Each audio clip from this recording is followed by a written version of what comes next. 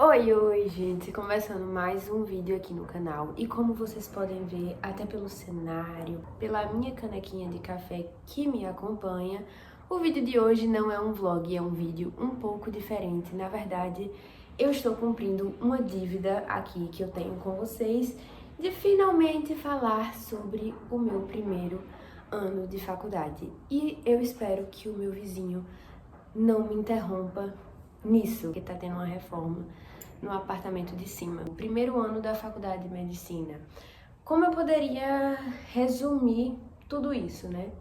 Em 3 palavras: tiro, porrada e bomba. Esse vídeo aqui vai passar por vários aspectos desse primeiro ano de faculdade, né? Então eu vou falar do meu primeiro período, do meu segundo período, sobre as cadeiras que eu paguei nesse período e muito do que diz respeito dessas cadeiras. Então, carga horária de cada uma delas, nível de dificuldade. E assim, já adianto que eu não vou falar de professor. Não vou falar de professor A, de professor B, de nenhum professor. Eu ainda estou cursando e quero continuar assim, né? Quando eu falar sobre dificuldade de alguma cadeira, não necessariamente eu tô falando sobre o professor, ou sei lá, que o professor é incompetente. Às vezes a cadeira é difícil porque é difícil. Cadeira difícil não necessariamente incompetência do professor. Pode ser que seja isso, mas eu também não vou diferenciar quando for. Eu vou falar tudo isso e também vou responder algumas perguntas que foram mandadas lá no Instagram, que eu perguntei justamente o que vocês queriam saber sobre esse primeiro ano de faculdade. Se você não me acompanha no Instagram, vou deixar aqui para você passar a acompanhar. Pela forma que eu coloquei aí no título, eu imagino que vocês estejam pensando que esse primeiro ano tenha sido o terror. E foi quase isso, assim, até no meu Instagram eu brinquei. Primeiro ano de medicina, sonho ou pesadelo. E foi assim, meio que um misto de sentimentos nesse sentido. A verdade é que esse vídeo poderia ter vários títulos. Poderia ser meu primeiro ano da faculdade de medicina, estudando e chorando. Também resumiria bem. Ou choro, desespero e ranger de dentes. Não, gente, óbvio que eu tô exagerando. Já adianto aqui que a minha experiência tem sido muito boa até aqui. Mas existem muitos problemas no curso de medicina que dizem respeito ao fator tempo. E assim, o tempo ele é soberano nas nossas vidas, né? Tiveram coisas muito difíceis nesse primeiro ano. Tudo começando ali com a questão de adaptação, né? Então, assim que eu adentrei no P1, muita novidade. Eu já tinha passado por uma universidade, não concluí o curso, já falei sobre isso aqui no canal, vou deixar linkado aí em algum canto. Mas as experiências anteriores que eu tive, porque eu passei por 2 cursos, foram totalmente distintas dessa. Muita novidade e uma carga horária gigantesca, vocês vão ver aqui. E eu sei que tem cursos de medicina que ainda tem carga horária maior do que a daqui da UFCG, né? Que eu tô falando, lembrando, estou falando da minha experiência do meu primeiro ano de medicina na Universidade Federal de Campina Grande. A minha experiência não vai ser igual nem a das pessoas da minha turma, então quem dirá de outra universidade, né? Então aqui estou falando baseado no que eu vivi, a minha experiência. Então, assim, foi um choque de realidade. Eu acho que o choque inicial já foi a questão do tempo, da demanda de tempo que essa universidade tem, né? O tanto de tempo e, consequentemente, de vida que ela nos suga. Isso aí talvez tenha sido o ponto principal. Só o tempo que eu tive que ter disponível, tornar disponível para cursar, né, medicina já é uma coisa, porque o curso é integral, para quem não sabe. E fora isso, tem toda a questão do estudo que você precisa fazer além das aulas. Fora os outros projetos e coisas extras que hoje em dia são praticamente parte da grade curricular, né? Eu vou abrir até aqui o meu controle acadêmico para eu falar para vocês todas as cadeiras que eu paguei nesse primeiro ano, né? No meu primeiro semestre e no meu segundo semestre. No primeiro, eu paguei bioestatística, com uma carga horária de 30 horas, uma carga horária baixa, portanto. Paguei biofísica e fisiologia molecular e celular, isso é uma cadeira só, tá com esse nome enorme, cuja carga horária era de 120 horas, a maior de todas, mas não a única, com 120 horas. Biologia celular e tissular, com 60 horas. Bioquímica molecular e metabólica, também com 120 horas. Ética e Relações Humanas, com 30 horas. E ainda tem mais. Por que eu tô finalizando? Fundamentos da Anatomia Humana, que aqui foi o terror. E uma carga horária de 60 horas. Tá vendo? Olha só, nem é a cadeira com mais horas, mas foi o calo de muita gente. Também paguei Gênese e Desenvolvimento, que é, assim, embriologia, né? De uma forma mais geral, que depois a gente vê histologia e embriologia nos sistemas, como vocês já vão ver a partir do P2 aqui. E Gênese tinha uma carga horária de 60 horas também.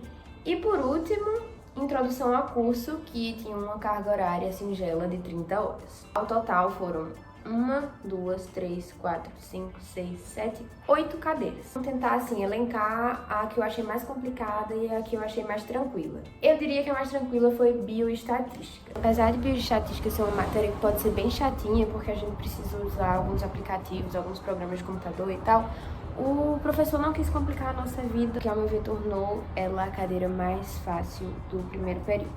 Em relação ao segundo período, aí tive epidemiologia com 30 horas. Nossa, nem eu lembrava que a carga horária era tão baixa, porque essa cadeira foi, assim, chata. Ah, gente, eu não falei a cadeira mais difícil do P1, né?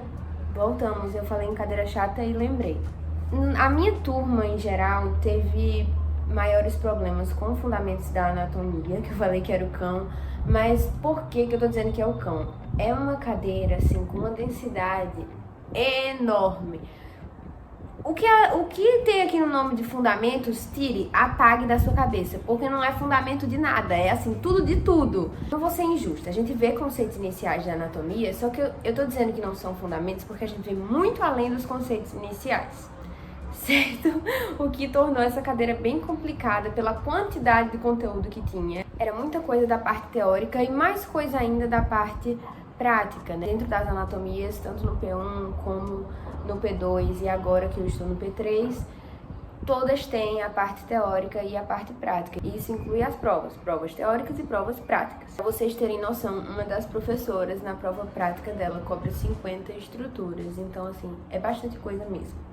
E uma outra cadeira que a minha turma, em geral, teve problema foi Gênese e Desenvolvimento, que eu acho que foi, assim, até uma surpresa, porque antes de começarem as aulas, a gente tem um contato com os veteranos. Cria esse grupo no WhatsApp, assim que as pessoas passam, e aí dentro desse grupo do WhatsApp saem dicas, saem informações sobre os professores, informações sobre as cadeiras, enfim. Então a gente já sabia que a cadeira de anatomia ia dar um pouco de dificuldade. Mas em relação à Gênese, ninguém sabia, não foi comentado com a gente nada disso, talvez porque a outra turma teve uma experiência um pouco melhor com essa cadeira, não sei. Às vezes o professor muda a avaliação de um período para o outro, ou enfim, não sei. Isso aí são coisas que não tem como bater o martelo para dizer o que foi. Também era uma cadeira que se dividia na parte teórica e na parte prática, incluindo provas também. Então, eu daria, assim, uma medalha para cada uma em termos de dificuldade. Então, seria isso em relação às cadeiras do P1. Em relação às cadeiras do P2, eu tive epidemiologia, né, que eu falei para vocês, só 30 horas, mas foi uma cadeira difícil, que eu me espantei com a carga horária justamente porque eu pensei, caraca, foi uma cadeira que teve um nível alto, assim, de exigência, de dificuldade, e só teve 30 horas. Ok. Metodologia científica e informação médica, 30 horas também. Sistema cardiovascular, que começam a entrar os sistemas. Sistema cardiovascular, linfático e hematológico. E aí já vou dizer para vocês como funcionam os sistemas. Por exemplo, nessa cadeira aqui de sistema cardiovascular, a gente vai ter anatomia do sistema cardiovascular, histologia e embriologia do sistema cardiovascular e fisiologia do sistema cardiovascular. Em relação às notas, o que é que acontece? Cada uma desses módulos do sistema vai ter um professor diferente e uma forma de avaliação diferente.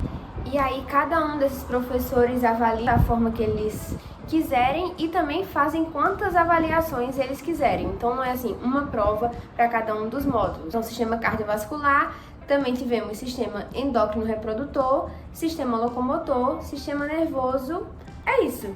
Então, 1, 2, 3, 4, 5, 6 cadeiras, só que dentro dos sistemas que formam 1, 2, 3, 4 cadeiras, 4 sistemas, são 3 coisas. Então, seriam 12 cadeiras só dos sistemas, mais metodologia, mais epidemiologia, o que seriam 14 cadeiras, vamos colocar assim, se a gente for separar individualmente. Mas aí, em relação aos sistemas, que eu falei que divide em 3, no final das contas, essas avaliações vão se juntar para compor uma única nota, Só que cada um dos módulos tem um peso diferente. Por exemplo, em sistema cardiovascular, fisiologia era o maior peso. Vou fazer uma média ponderada e vou ter a minha nota final, que precisa ser 7. Então, a média da UFCG é 7. E aí, vale salientar, existe cadeira, por exemplo, em que fisiologia não é o maior peso, como era o caso do sistema locomotor aqui no P2, o que foi um grande problema, porque a anatomia do sistema locomotor era o maior peso e era a cadeira assim, novamente anatomia pegando no nosso pé. Era a cadeira que tinha maior quantidade de conteúdo. O conteúdo de anatomia do sistema locomotor é assim, uma coisa surreal, sabe? É muito, muito, muito detalhe, muita coisa, assim, músculo do corpo todo, articulação, nossa senhora. E assim, a gente não precisa só saber os músculos e as articulações, precisa também saber a ação, inervação, que aí juntou inervação, pronto, explode aí logo tudo, porque é coisa que não acaba mais. A cadeira mais difícil, eu acho que já deu. Eu vou começar pela mais difícil porque eu acho que já deu pra perceber qual era. E sim, gente, foi sistema locomotor. Não tem outro igual. Só que, no caso, foi o módulo de anatomia de sistema locomotor o que tornou a cadeira de sistema locomotor mais difícil. As outras partes, a parte de fisiologia e a parte de histologia e embriologia, não foram complicadas. Foram ok de lidar. Mas a anatomia realmente puxou o sistema locomotor pro lixo. Talvez a mais fácil tenha sido o sistema endócrino. Assim, metodologia não é uma cadeira difícil, mas é praticamente só trabalho, então é uma cadeira trabalhosa. Assim, o maior peso do sistema endócrino, que era fisiologia, teve uma professora que nos ajudou bastante, então foi muito graças a ela. Eu falei que não ia falar do professor, mas eu não vou entrar em mérito assim de qualidade de ensino, coisas do tipo. O fato dela não dificultar a nossa vida, assim como foi com bioestatística no P1, tornou essa cadeira talvez a mais fácil do período. Sobre as provas, gente, fica até... a minha ideia era dizer, no P1 eu fiz tantas provas, no P2 eu fiz tantas provas, mas eu não tenho isso anotado em canto nenhum. E assim, fica complicado de lembrar justamente pelo que eu vou dizer a vocês aqui no quesito prova, que é, na UFCG nós fazemos muitas provas. Eu tô falando assim sobre a UFCG, não é que em outro lugar não se façam muitas provas, mas, mais uma vez, olha, eu fico repetindo as coisas porque tem gente que não soma 1 mais 1 igual a 2. Eu tô falando da UFCG porque é o que eu posso falar. No P1 eu achei que a gente tivesse tido bastante prova. No P2 eu tive mais prova do que no P1. E no P3, que é o que eu tô agora, que eu não vou falar muito porque no futuro vai ter um vídeo específico para o P3, né? Eu nem finalizei ainda esse período. Mas no P3 ainda piorou. E piorou muito. Foram muitas provas e também muitos seminários. Os professores aqui amam seminário. Tem gente que odeia seminário pelo fato de ter que falar, ter que se expor, etc e tal. Eu gosto de seminário. Não é que eu não fique nervosa quando eu vou falar na frente das pessoas e tal, mas o seminário normalmente garante boas notas mais facilmente do que as provas, né? Então, assim, é muito difícil um professor avaliar um seminário tão mal, sabe? Em geral, sempre são notas boas, então eu gosto porque, né, dá uma ajudinha. Tudo que ajudar na prova eu tô achando bom. Uma coisa que eu queria falar em relação ao P1 é que uma das cadeiras que tinha carga horária mais alta, que foi bioquímica, eu praticamente não paguei. Não é que eu não paguei, mas eu não paguei integralmente. Eu até cheguei a mencionar isso num vlog aqui no canal, mas o meu professor teve um problema sério de saúde e aí ele precisou se ausentar por muito tempo do período. A gente teve um período com um professor substituto também, mas pouco tempo depois desapareceu, nem fez a avaliação que ia fazer. Então eu tive aí esse acontecimento no P1.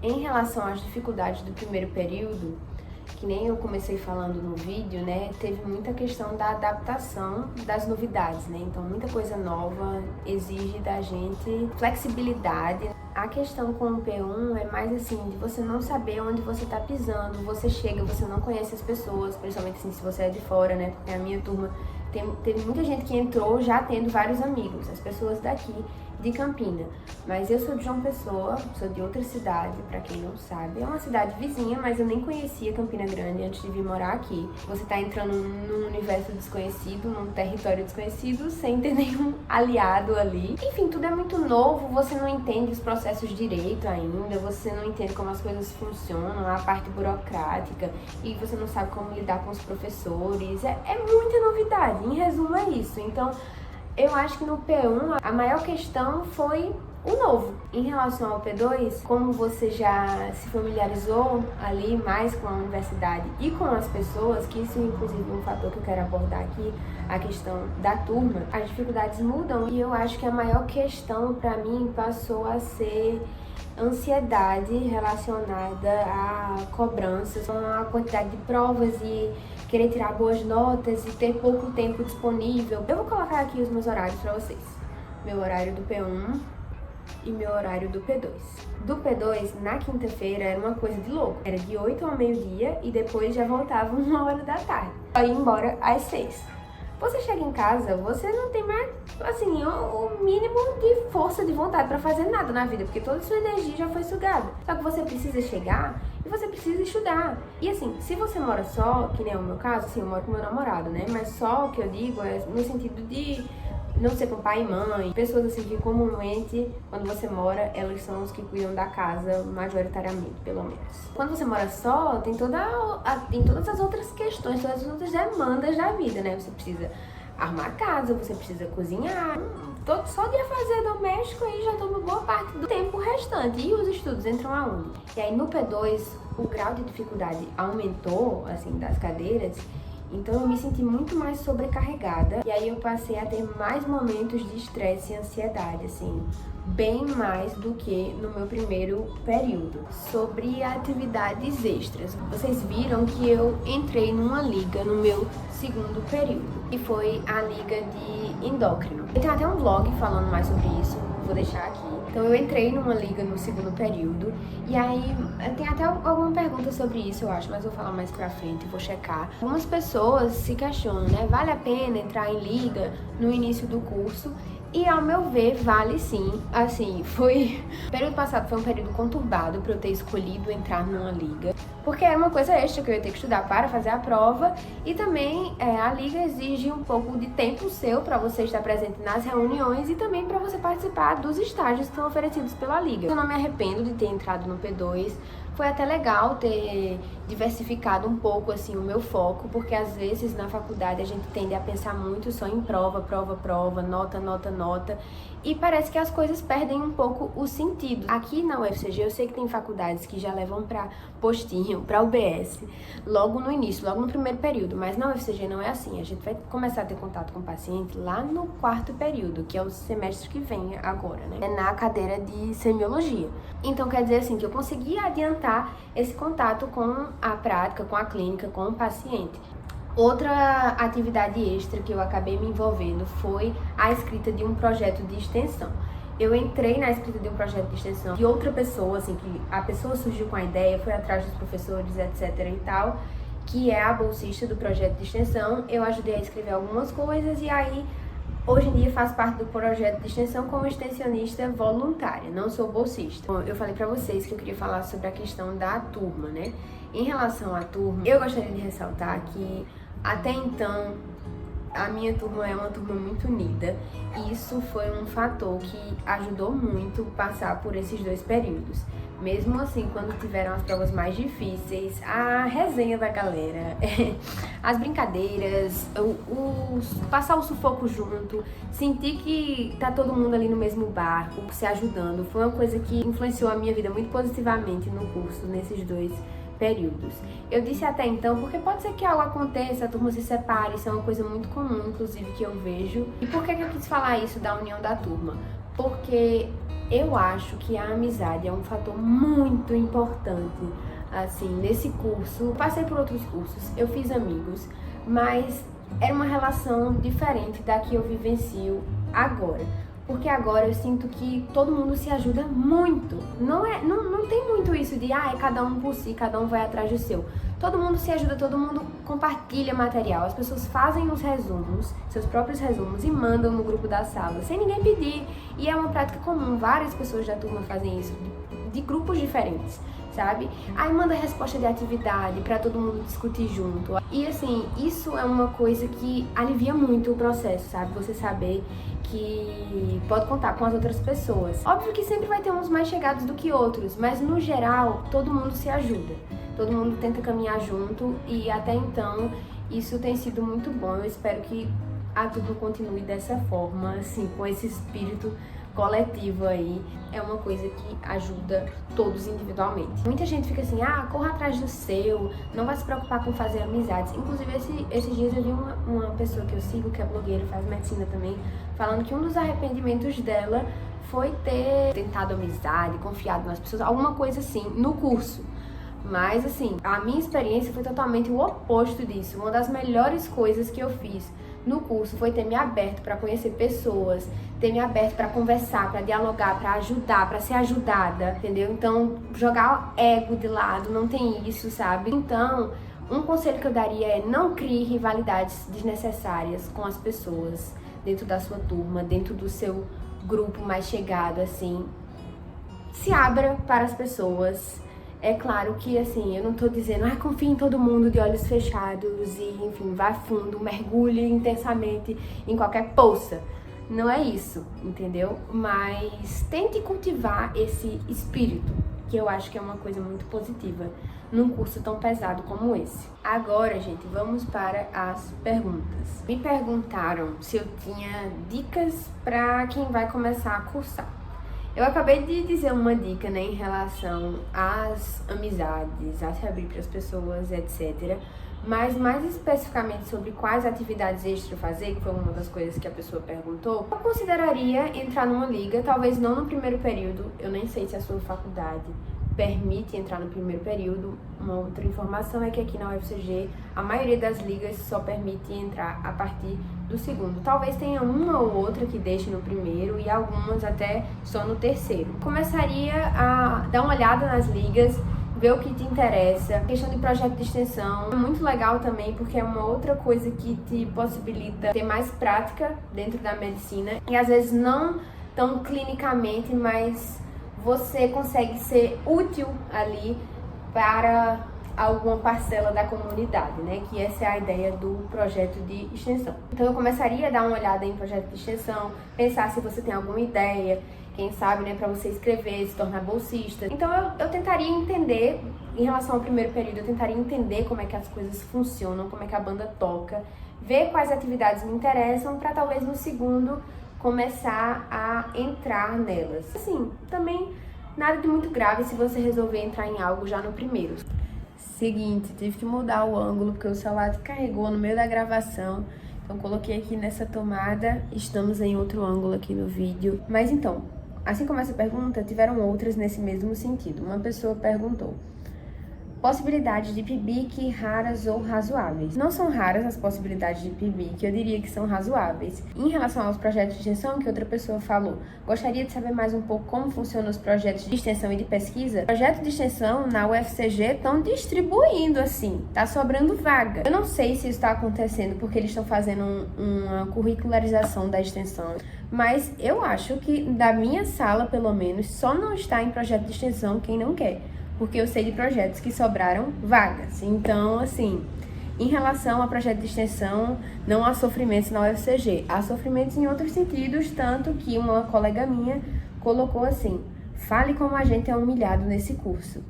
E de fato, gente, tem algumas coisas assim bem chatinhas, sabe, de lidar com coordenação, com professor, etc e tal, no sentido de que nem todo mundo segue as regras. Isso é uma prática muito comum nas universidades públicas, pelo que eu conheço da minha experiência em outro curso, em outra universidade pública, que foi a UFPB, e também de outros colegas que estudam em universidades públicas e não só no curso de medicina. É uma coisa, assim, difícil de lidar. Eu vejo que é mais comum nas universidades particulares você ter as suas demandas aceitas, sabe? As suas reivindicações consideradas. Na UFCG, assim, tem algumas questõezinhas em relação a isso, sabe? De professor fazer o que bem entender. Tem algumas chatices em relação a prazos, sabe, de colocar nota, coisas assim. Vemos muitos estresses com isso. E até falando disso, eu vou até juntar já com outra pergunta. Sabendo como é hoje, escolheria privada com fiéis ou pública? Então, depois de um ano de experiência na universidade pública, apesar de todos os perrengues que eu vivenciei, eu não trocaria por uma universidade privada. Com isso, eu estou dizendo que a universidade privada é inferior? Não estou, tem muitos pontos positivos na universidade particular, não só essa questão da organização, que nem eu acabei de falar, mas também da estrutura. Mas para mim isso não é tudo. Eu gosto muito da universidade que eu tô. Eu sei que tem professores excelentes, assim, de renome, então eu não trocaria. E também entrando na questão financeira, o FIES é um financiamento que você vai ter que pagar depois, então pra mim não faz sentido nesse aspecto também. Uma pessoa perguntou sobre as ligas, se é algo que você tem que procurar entrar logo e se dá pra conciliar de boa, né, tranquilamente. Eu já falei um pouco sobre as ligas, não é algo que você tem que entrar logo, é exatamente o que eu falei. Eu acho que assim, entrar no início é positivo sobre o aspecto de que você vai começar a sua prática mais cedo, mas assim, também não é uma coisa imprescindível. Em relação à conciliação, eu diria que depende do período que você tiver, porque cada período as demandas vão ser diferentes. Por exemplo, agora no meu terceiro período, que não é o foco do vídeo, mas é só para responder a pergunta, eu estou com o meu horário muito comprometido e além do meu horário de aulas, eu tenho muitas provas nesse período, assim, 30 provas, fora trabalhos e seminários. Então, acaba que o meu tempo livre fica sendo para estudar para as provas e fazer os trabalhos e preparar os seminários. Então eu acabo não conseguindo ir a estágios durante o período, mas esses estágios ficam abertos nas férias também, afinal o hospital universitário não para. Outra pessoa perguntou sobre as minhas expectativas. Suas expectativas sobre o quão difícil era cursar MED se superaram com o tempo? Rapaz, as minhas expectativas, assim, eu não entrei em medicina com expectativas muito altas, com um cenário muito idealizado. Eu entrei querendo ver qual era. Mas, assim que eu entrei, na primeira semana, eu já vi que o buraco era mais embaixo. Eu vi que o negócio ia exigir muito mais de mim do que eu imaginei. Claro que tem gente que toca o curso com a barriga, mas assim, eu digo que o buraco é bem mais embaixo no sentido de que se você quiser fazer as coisas direito, meu amigo, vai ter que ralar muito. Uma pessoa falou aqui, fala sobre a realidade da casa em época de prova. Quem mora sozinho é difícil. De fato, é o que eu falei pra vocês, existem outras demandas para além da faculdade, né? A vida não é só a faculdade, apesar de às vezes parecer ser, e a gente tem que se livrar dessa ideia, viu? Gostaria de falar mais sobre isso aqui no canal em outro momento. Nesse primeiro ano, eu vivenciei um choque de realidade em vários sentidos e esse foi um deles. Eu tive que tentar aprender a administrar todas essas áreas da minha vida, até porque uma coisa influencia muito a outra. Quando a casa tá muito bagunçada, muito suja, etc e tal, você fica mal, você não consegue estudar, então é complicado, mas normalmente, de fato, quando chega a época de prova, de muita coisa acumulada, a casa vira um caos. Uma colega falou, primeiro ano é pesadelo, sofri, tem muita coisa chata, assim, de fato. Tem muita coisa no primeiro ano que você faz o Enem e você pensa, nunca mais vou ver isso na vida, e aí você vê. Tiveram algumas perguntas sobre rotina, mas todas mais ou menos com a mesma ideia. Uma dúvida que eu tenho sobre a rotina de vocês é se tem como estudar e reter as coisas. Aí outra pessoa perguntou como funciona a rotina de estudos em casa. Tem tempo livre? Eu creio que eu falei um pouco sobre isso já, mas o tempo livre não é tão grande, certo? Então eu acho que é muito mais uma questão de você saber administrar esse tempo. Estudar e reter as coisas. É possível, não é impossível, mas depende de muita organização. E uma coisa que eu senti muito nesses 2 períodos iniciais é que fazer medicina é muito de você saber administrar o seu tempo livre, e não só um tempo livre quando você chega em casa, mas todas as brechas que você tem no seu dia. E é uma coisa que eu vejo muito meus colegas fazendo. Às vezes eu não aproveito tão bem mas eu vejo muito meus colegas estudando entre aulas, ou às vezes se uma aula não tá tão interessante, eles estudam na aula, isso é uma coisa que eu não consigo fazer, eu não consigo estar ouvindo o professor, por mais que eu esteja ignorando o que ele tá falando, mas eu não consigo estar no ambiente com ele falando e eu fazendo outra coisa. Infelizmente não consigo, porque seria muito útil para adiantar o conteúdo às vezes. E aí estudam no horário do almoço ou coisas assim.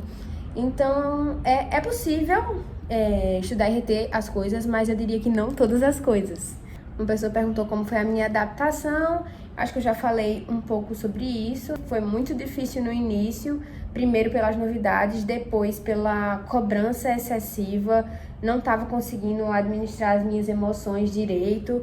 A ansiedade me dominou por muitas vezes no segundo período, muito mais do que eu gostaria. E assim, é uma coisa que a gente tem que ficar atento para não se tornar normal, sabe? No curso de medicina, tem muita gente que normaliza essa quantidade excessiva de tudo, de horas de aula, de horas de estudo. Tem gente que não dorme. É assim, bizarro. É um curso da área da saúde, mas assim, a maioria das pessoas ali tá sequelada. Vida social, convívio com familiares, incompreensões. Se família, amigos entendem ausências e como lida com a necessidade de dedicação do tempo para o curso, o aspecto emocional. Respondendo ao final, eu lido muito mal. Eu lidei da pior forma várias vezes, assim, justamente colocando muito valor em coisas que não têm tanto valor. Eu não tô dizendo que estudar não tem valor, que ir bem nas provas não tem valor, que se dedicar à universidade não tem valor. Só que a questão é que isso tem um valor aqui que às vezes pra gente acaba sendo a coisa mais importante da nossa vida, e não é. Veja o tamanho do universo, a imensidão. E você colocar, assim, a coisa mais relevante da sua vida, por um minuto que seja, uma boa nota numa prova, sabe? Isso, assim, você consumir a sua saúde mental, a sua tudo, sabe? Por conta de uma nota de uma prova, eu acho isso um absurdo. Só que muitas vezes na prática, eu acabo agindo dessa forma, como se a minha vida dependesse daquela nota. É uma coisa que eu já consegui mudar um pouco, mas ainda estou trabalhando para me desprender disso. Eu quero ser um excelente profissional. Isso é uma coisa que eu tenho no meu coração. Não quero tocar o curso com a barriga. Eu quero, assim, que as pessoas possam confiar de olhos fechados em mim. Quero me dedicar mesmo para ser uma boa profissional. Mas isso não quer dizer sempre tirar boas notas. Prova, muitas vezes, ela não mede o que você sabe. Então, eu quero, o meu desejo sincero é que o meu foco nesse curso seja estudar, me dedicar, sim, mas para aprender, para poder aplicar isso na minha vivência médica. E não é isso que acontece normalmente quando você entra nessas paranoias. Normalmente essas paranoias vêm pensando unicamente na prova. Disso que eu quero me livrar. Falo sobre a rotina, a relação do tempo livre comparado ao período do cursinho. O cursinho é uma coisa que consome muito o seu tempo, mas eu diria que a faculdade consome mais. Não é necessariamente pior, porque assim, você consome o seu tempo, ele está sendo utilizado para uma coisa que você sabe que daqui a 6 anos você vai sair com um diploma, né? Assim, pensando no início, daqui a 6 anos. E no cursinho é uma coisa que você estuda, você não sabe se você vai passar.